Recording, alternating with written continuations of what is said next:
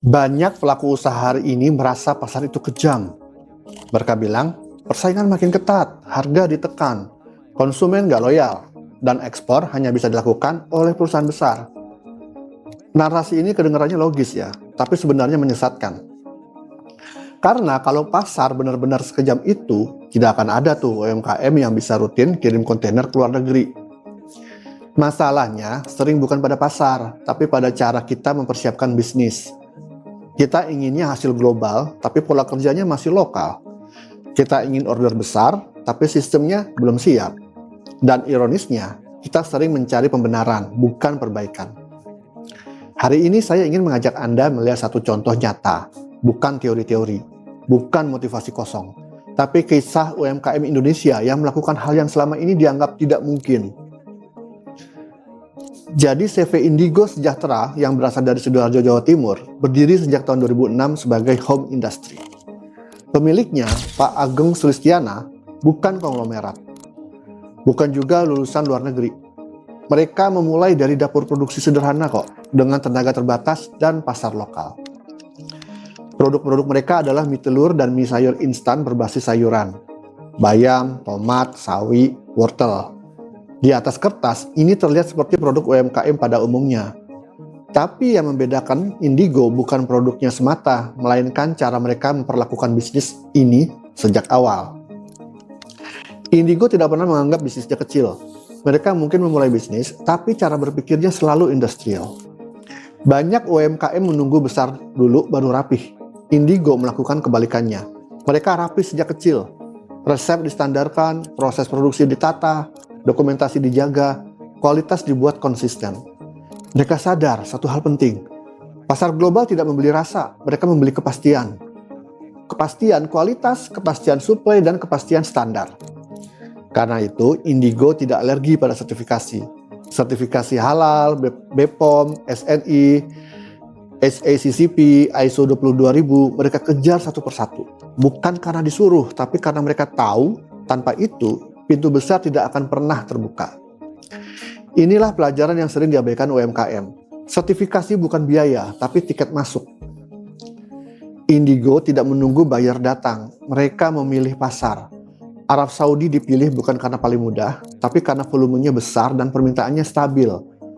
Tapi mereka juga sadar, pasar seperti ini tidak mau supplier yang setengah matang. Karena itu mereka menyiapkan bisnisnya sebelum mengetuk pintu. Ketika peluang datang, mereka tidak panik, mereka sudah siap. Dan pada September 2022, momen itu pun datang. Indigo melepas ekspor perdana 8 kontainer mie telur merek Zumami ke Jeddah. 8 kontainer loh. Sekaligus, ini bukan coba-coba, ini hasil dari kesiapan. Ekspor Indigo tidak berjalan sendiri. Ada kolaborasi dengan Pemda, Kemendak, Export Center Surabaya, dan LPEI. Ini penting, Indigo tidak merasa harus jago sendirian. Mereka tahu kapan harus berdiri mandiri dan kapan harus menggandeng pihak-pihak lain.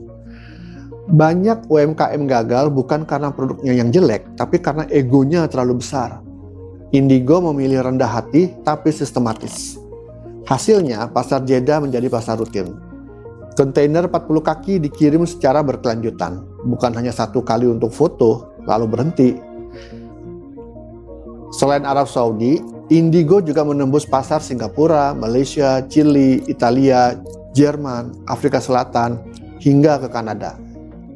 Ada yang rutin, ada yang sporadis, tapi satu hal jelas, produk mereka diterima lintas budaya dan regulasi.